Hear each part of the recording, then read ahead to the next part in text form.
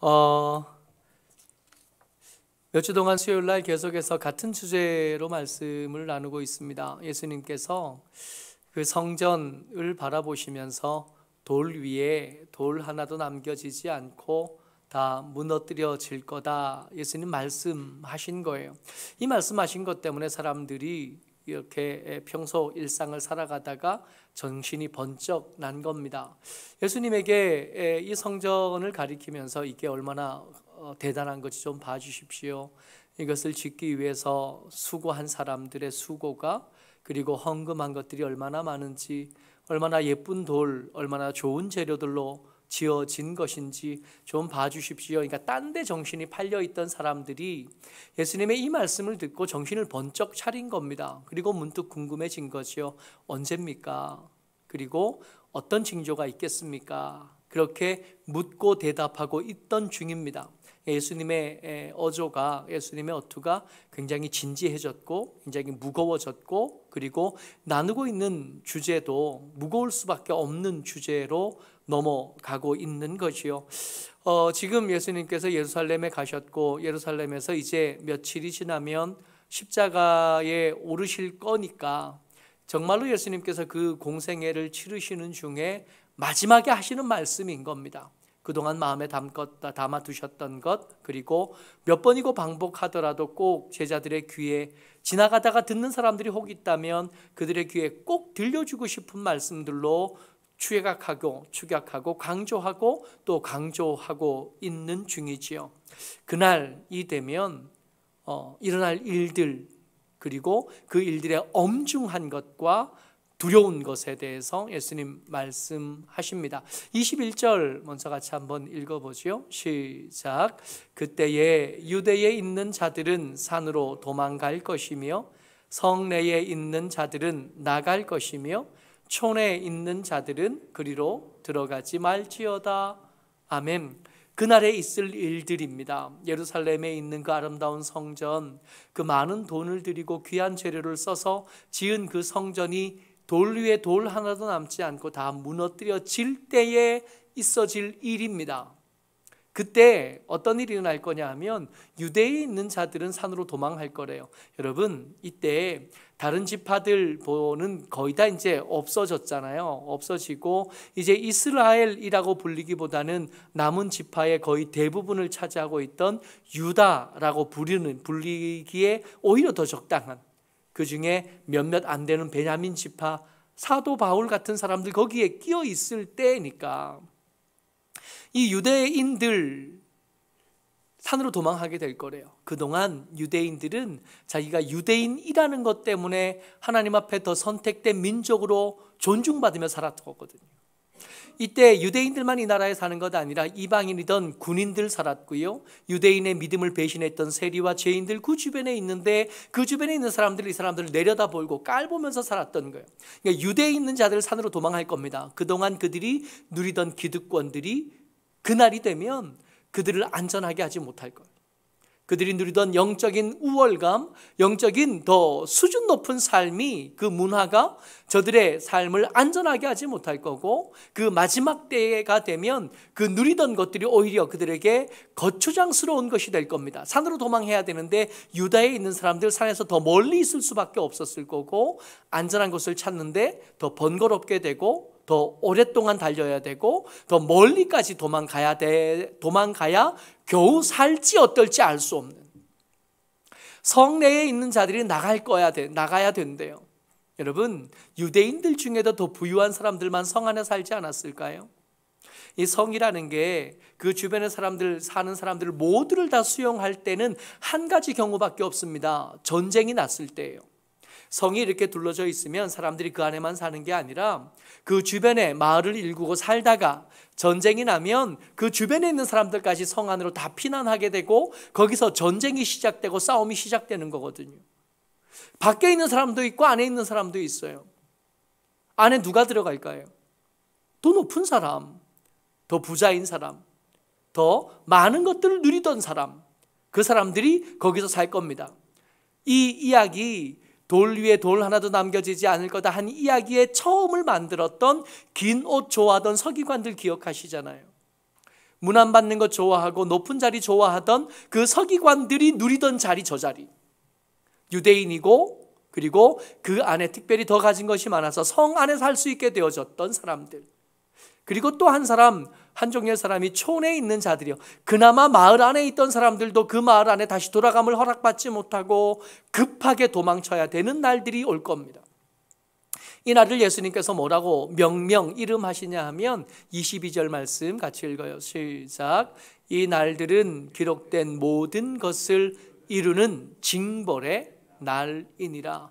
오죽하면 이 날에 대해서 예수님 조금도 망설임이 없이 이 날은 징벌의 날이다. 그동안 기록되어졌던 너희들이 만홀히 여겼던 것, 그동안 너희들이 생각하고 공부는 했지만 그 말씀대로 살아보려고 하지 않고 그 말씀을 따르려고 하지 않고 너희 나름대로 긴 옷, 어떻게 하면 더 긴 옷을 살 수 있을까?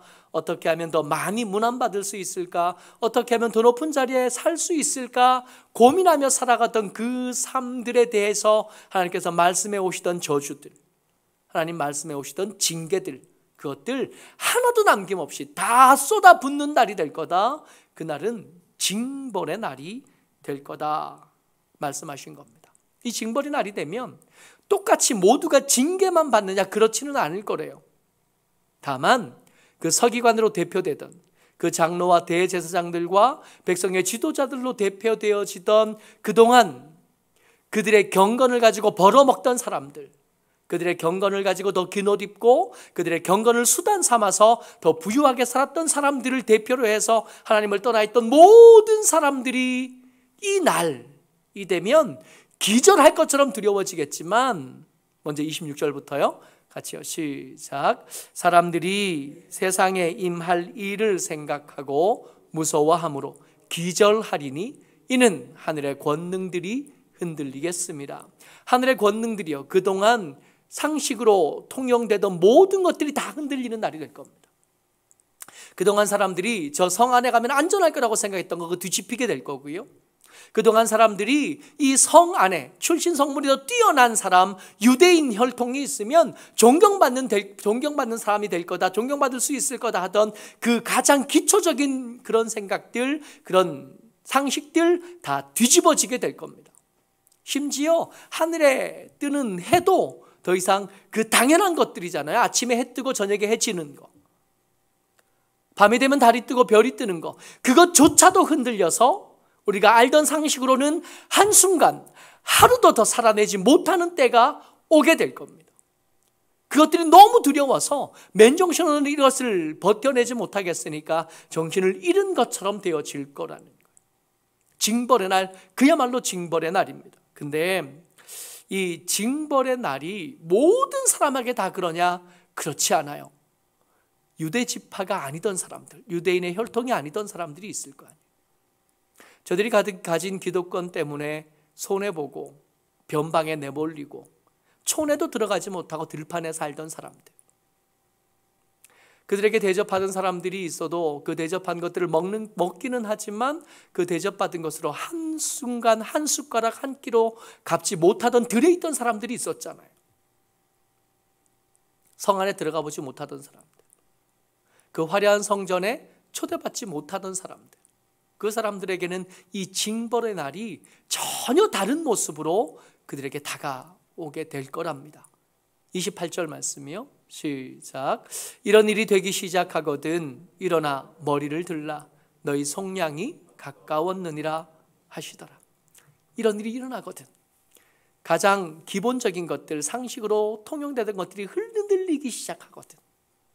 하나님의 징벌의 때가 가까워진 것을 문득 알게 되거든. 그때는 머리를 들래요. 그동안 이 사람들 머리 들지 못하고 살았습니다. 가난함 때문에 부끄러웠고, 가지지 못한 것 때문에 부끄러웠고, 하나님을 예배하고 싶은 마음은 있으나 그 반세겔조차 낼 돈 없어서 다 긁어모아 6월절 된 날 두 렙돈밖에 내지 못하던 그 부끄러워하던 사람들, 그 사람들이 드디어 그 서러운 것, 병방에 내몰려서 그 억울한 삶을 살고 슬프던 삶을 살던 것들이 청산되어질 때가 돼요. 언제가요? 징벌의 날이. 어떤 사람에게는 징벌의 날이 되겠지만 어떤 사람에게는 속량의 날이 될 거라서 그때 그동안 서러웠던 것들 다 털고 머리를 들고 그들을 위해서 오시는 주님을 반갑게 맞이하는 날이 될 거다 말씀하고 계시는 겁니다. 여러분들, 믿음 지키는 일이 참 쉽지 않잖아요. 하나님의 사람으로 하나님의 아들로 딸로 산다는 게 그냥 대충 살려고 하다 보면 그냥 그 나물의 그 밥처럼 살 때는 표시가 안 나는데, 말씀의 한 자락이라도 말씀대로 살아보려고 도전해 보다 보면 집안에 말씀처럼 원수가 있다는 걸 알게 되거든요. 그동안 내 편인 줄 알았던 사람들이 내 편 아니었다는 걸 말씀 한 절이라도 그대로 좀 살아보려고 몸부림치다 보면 그제서야 알게 되거든. 그 서러움들, 믿음으로 살기 위해서 선택할 수밖에 없었던 그 좁은 길, 그 사망의 음침한 골짜기, 주의 막대기와 지키는 지팡이가 아니셨다면 수백 번은 더 죽었어도 부족하지 않을 그 음침한 길을 버텨내냐고 서러웠던 거, 버텨내냐고 억울했던 거, 그렇게 마르지 않는 눈물로 밤을 지새웠던 그거, 이 속량의 날이 가까우면 그때 머리를 들고 눈물을 씻어주심과 위로해 주심과 착하고 충성된 종이라 칭찬하여 주심을 누리게 될 거다 말씀하고 계시는 겁니다. 그래서 이 말씀은 가만히 듣고 보면 징벌을 받아야 될 사람들에게 하시는 말씀이 아니라, 그죠? 그 징벌이 얼마나 무서울 건지를 얘기하고 계시다가 이야기가 이렇게 진행되고 마무리될 때쯤 되면 이야기가 예수님의 시선이, 이 말씀하고 계시는 예수님의 시선이 징벌을 당해야 될 사람들이 아니라 그 징벌을 당하는 날에 드디어 속량을 얻게 될 사람들에게로 이렇게 시선이 옮겨지는 것을 볼 수 있어요. 그래서 어떡하라고요? 36절에 같이 읽습니다. 시작. 이러므로 너희의 장차 올 이 모든 일을 능히 피하고 인자 앞에 서도록 항상 기도하며 깨어 있으라 하시니라. 고민이 많거든요. 그 좁은 길이 힘드니까 매번 생각이 참 많아져요. 굳이 이러지 않아도 되지 않나. 우리에게 믿음을 가르치는 서기관도 긴 옷 입고 저렇게 다니는데 내가 뭐라고 이 두렵던 겨우 내면서 이런 삶을 계속 이어가야 되나 하는 생각이 들거든요. 내가 혹시 길을 잘못 들었나? 혹시 내가 하나님의 말씀을 잘못 이해하고 있나? 어려운 일들이 계속되고 슬픈 일들이 계속되고 좁은 길이 넓어질 생각을 안 하는 거예요.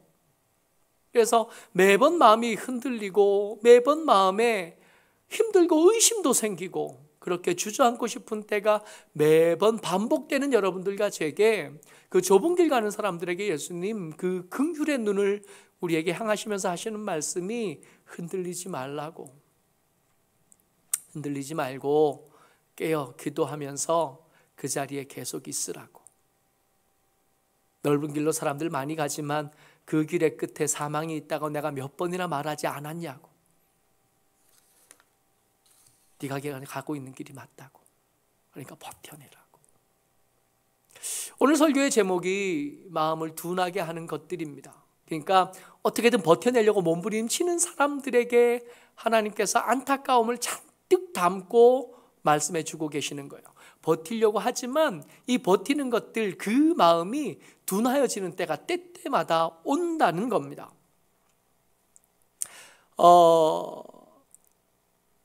이 징벌의 때가 가까운 것은 모를 수가 없어요. 사람들이 이게 때가 언제입니까? 며칠입니까? 몇 날입니까? 이러면 대답할 말이 없지만 뉴스를 가만히 이렇게 듣고 보면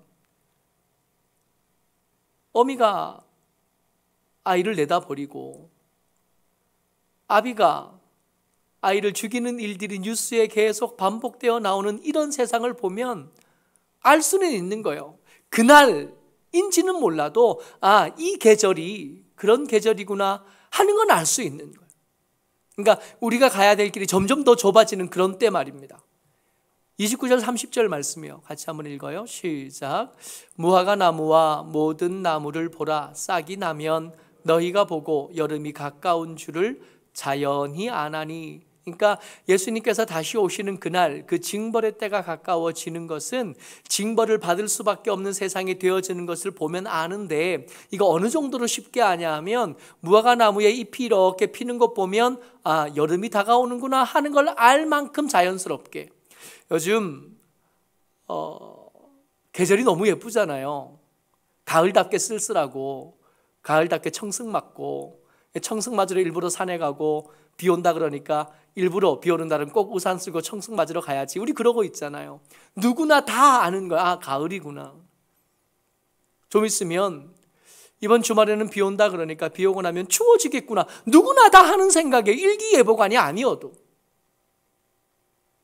기상도를 보지 않아도, 아니면 기상도를 보여준다고 아는 것도 아니지만 그런 전문적인 지식이 없어도 이렇게 날이 지나가는 것을 보고 차가운 바람이 부는 것을 보고 아침에 새벽기도 때 지난달보다 더 깜깜해진 것을 보면 아, 가을이 오는 거구나, 겨울이 가까이 왔구나 하는 걸 아는 거, 너무 자연스러운 거.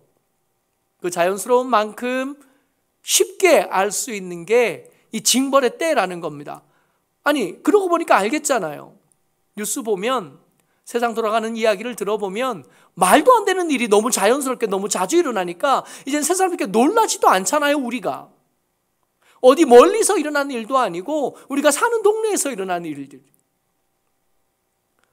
이런 일들을 보면 자연스럽게 겨울이 오는구나 하는 것처럼, 가을이 왔구나 하는 것처럼 아, 징벌의 때가 가까워졌구나. 근데 뻔히 알만한 이때에도 마음이 둔해지면 이거 못 보게 된다는 겁니다. 뻔히 당연히 알아야 되는 건데 이 당연히 알아야 됨에도 불구하고 마음이 둔해지면 이거 모르게 되는데, 마음을 둔하게 만드는 것들을 예수님이 말씀해 주시는 거예요. 그러니까 우리 마음이 혹시 마음을 둔하게 만드는 이런 것들이 우리의 삶 속에 있다면 아, 가까이 왔는데도 모를 수 있겠네. 하나님께서 우리를 향하여 긍휼을 베풀어 주셨으나 그 긍휼로 얻는 유익이 없을 위험이 우리에게도 생길 수 있겠네. 세 가지 정도를 말씀하시는데요. 34절 같이 읽어요. 시작. 너희는 스스로 조심하라. 그렇지 않으면 방탕함과 술 취함과 생활의 염려로 마음이 둔하여지고 뜻밖의 그날이 덫과 같이 너희에게 임하리라. 원래 이 날은, 이 징벌의 날은 깨어서 기도하는 사람들에게 덫과 같이 임하지 않아요. 말씀이 그렇잖아요. 지금 이건 덫과 같이 임하는 게 아니라 자연스럽게 알게 되어져서 더 정신 차리고 더 깨어서 더 열심히 기도할 수 있게 되는 게 당연한 거예요. 근데 이 당연한 걸 못하게 되는 경우가 있는데 마음이 둔하여지면 그렇답니다. 이 마음을 둔하여지게 만드는 것 세 가지를 말씀하시는데, 첫 번째가 방탕함이고, 두 번째가 술 취함이고, 세 번째가 생활의 염려입니다.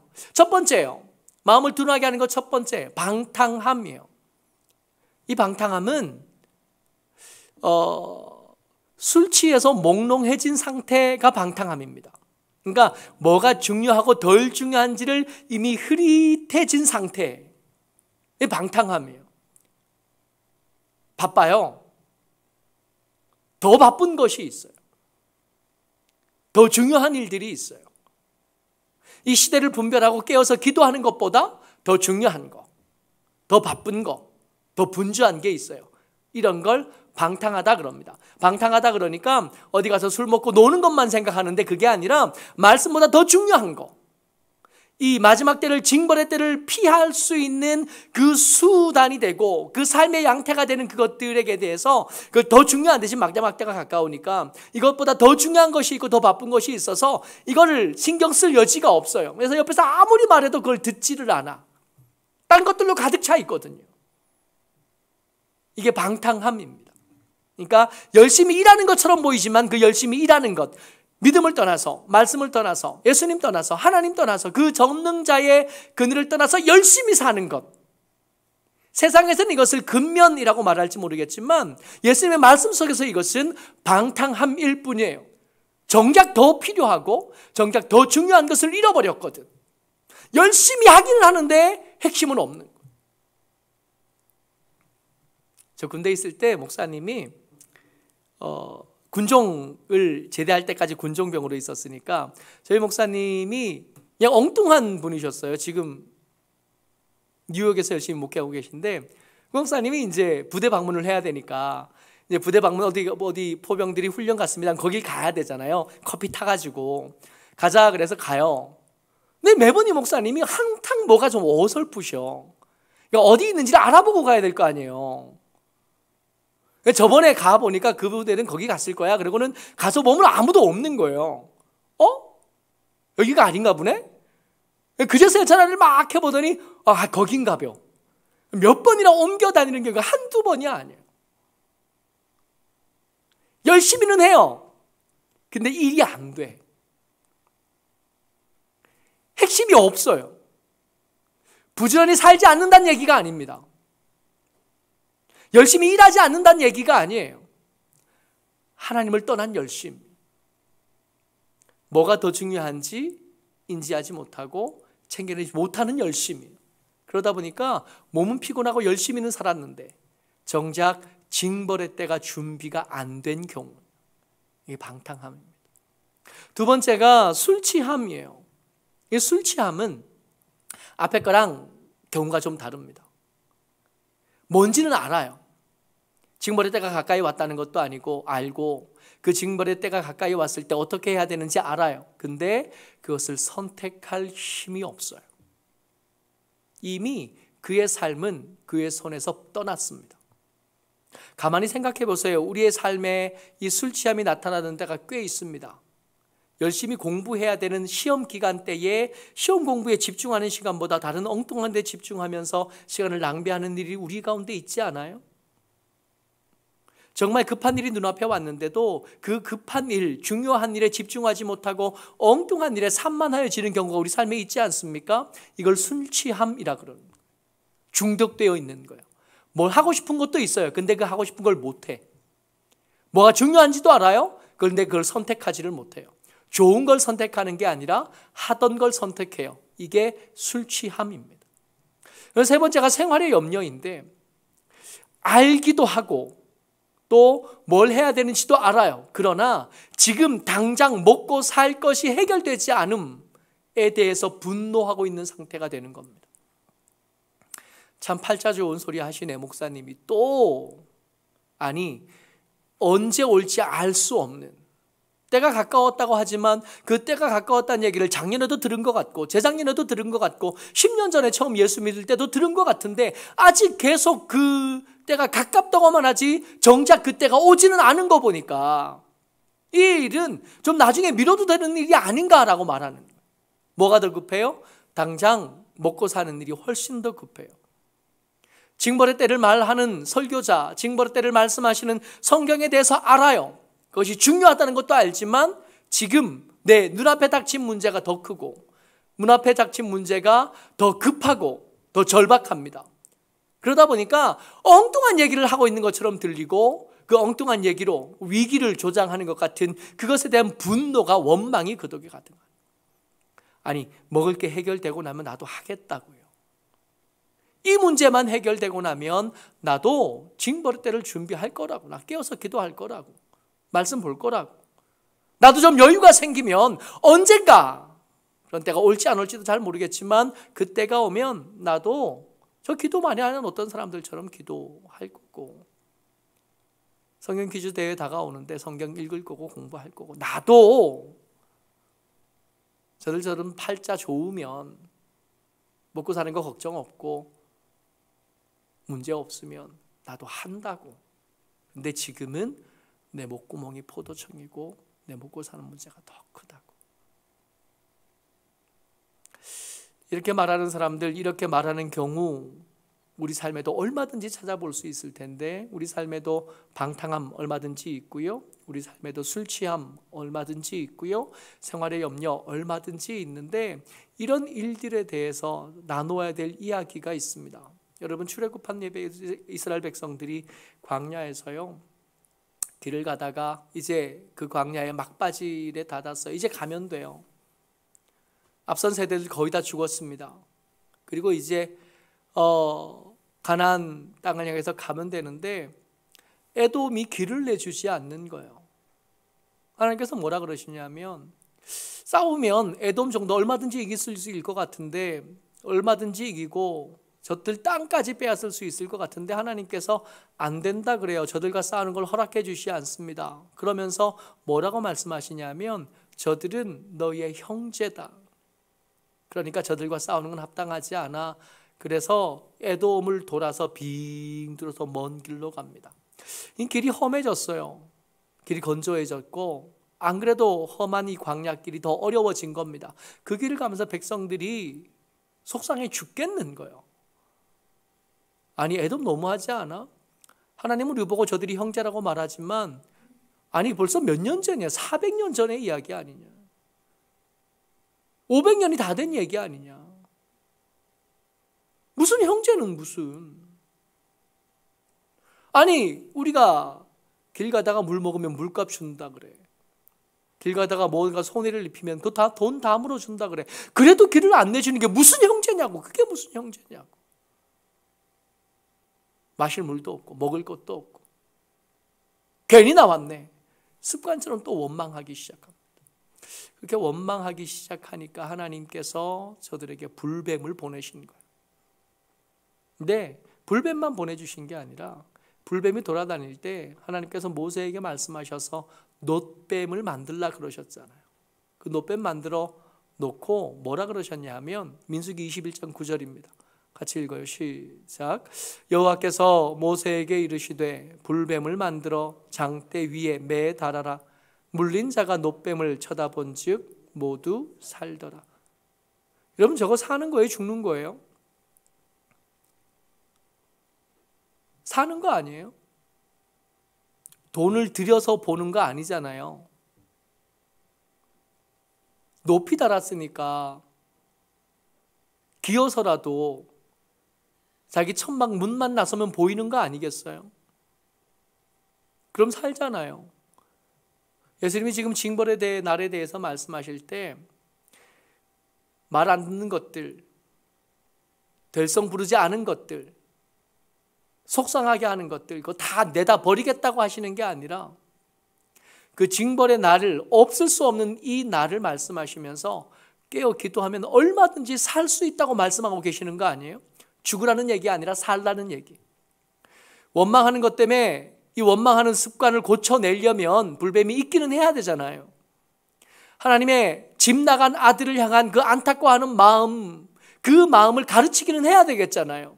그러려면 불뱀은 있어야겠는데 이 불뱀과 함께 놋뱀을 달았다는 거는 죽으라는 얘기가 아니라 죽지 말고 어떻게 하라고요? 와서 보고 살라는 얘기잖아요. 근데 이 살라는 얘기, 이 놋뱀 만들어 놓은데 거기다가 이게 되겠냐고 약을 주셔야지. 애초에 불뱀을 안 보내셨어야지. 그러면 인다고 뭐가 달라져요?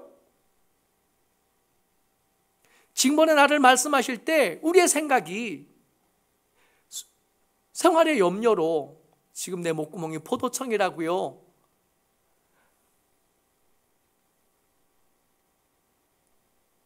우리가 지금 중독되어 있어서 그것을 선택할 힘이 없다고요. 더 바쁜 다른 것들이 있다고요. 이렇게 말한다고 해서 뭐가 달라지냐고요. 우리가 한 해 뒤에 가난한가요? 우리가 한 해 뒤에 미련해요? 우리가 한 해 뒤에 어른가 아니거든요. 사실 가만히 생각해 보면 더 젊을 때도 똑같지 않았어요? 더 힘 있을 때 그때도 똑같았어요. 맹이 모양 이 꼴이었고요.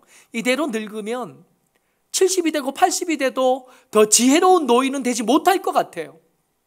그러면 그러다가 갑자기 징벌의 날이 더처럼 임할 건데 그때는 어떻게 할 건데요? 지금이 아니면 소망은 없는 겁니다. 지금 깨기로 결정하지 않고 지금 깨어서 기도하기로 하지 않는다면 아무 소용도 없는 거예요. 하나님은 아무리 애를 써도 아무리 쉽게 놋뱀 밖에 높이 매달아 놓으면 가서 보면서 한다는데 그것도 안 하고 죽겠다 그러면 그때는 무슨 수가 더 있겠습니까? 방법이 아닌 게 아니에요. 방법을 안 만들어 너무 길이 좁고 어려운 게 아니라 관심이 없는. 그렇게 죽으면서 또 그렇게 말할 겁니다. 하나님 때문이라. 하나님이 길을 너무 좁게 만들어서 내가 거기 못 갔다고. 경쟁이 너무 치열해서 거기 못 갔다고. 아니요. 본즉 삽니다. 깨어 기도하면 우리의 마음을 둔하게 하던 것들 벗어낼 수 있습니다. 술 취한 거 해결할 수 있고요, 생활의 염려 해결할 수 있고요, 그리고 방탕함 해결할 수 있습니다. 할 수 있으니까 써놓으신 거고, 안타까움을 가지고 거기 빠져가지 말고, 징벌의 날 징벌 당하는 자로 있지 말고, 그날 머리를 들고 속량 받을 자로 그날을 맞이하라고 예수님 안타까운 마음을 가지고 말씀하고 계시는 겁니다. 여러분, 말씀을 준비하다 보니까 이 방탕함이 내 속에 있더라고요. 말씀을 준비하다 보니까 이 술 취함 내게 있고, 이 생활의 염려 우리 가운데 있더라고요. 조금 더 깰 수 있다는 뜻이고, 그 은혜가 우리에게 여전히 남아있다는 얘기가 될 겁니다. 그러니까 더 이상 안 된다고 말하지 말고, 남의 얘기라고 지금 말고 나중에 하겠다 그러지 말고, 지금 깨어서 기도하고 그 마지막 날을, 그 징벌의 날을 덫처럼 맞을 것이 아니라 속량의 날과 구원의 날로 맞이하는 저와 여러분 다 되시기를 주의 이름으로 축복합니다. 아멘.